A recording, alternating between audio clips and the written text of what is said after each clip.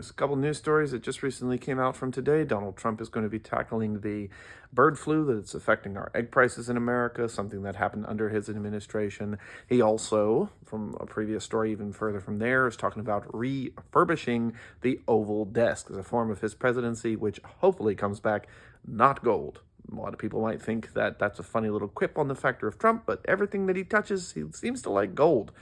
I don't think the Oval Office is just Donald Trump's idle desk to stand and sit by, which we don't know how much he'll actually be sitting there and doing a part of it, but it seems like he's trying to uphold a part of his part of being president, or as I would say to some who would call him their prez.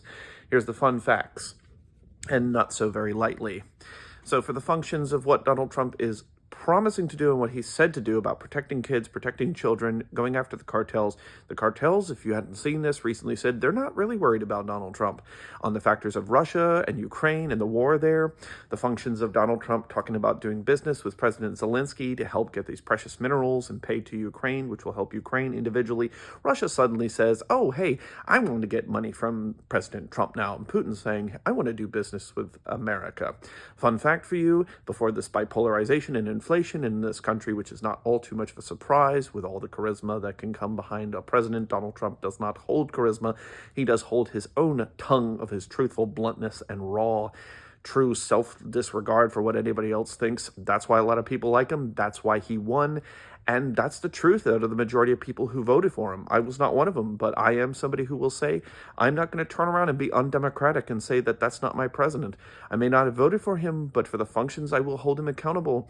He says he's going to tackle these issues, and we all need to stand up as Americans and realize it. We're not going to conform to recognize and normalize the MAGA movement or any of the MAGA people who are looking for dismantling our country. If you can check out Brian Tyler Cohen as well on YouTube and look him up on his channel.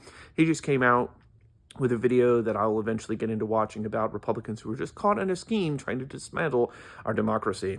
Most importantly, with Putin and the fact that we all know he started the war in Ukraine and he's fully responsible for those deaths, he's not going to be known as anything other than a war criminal and the murderer of women and children.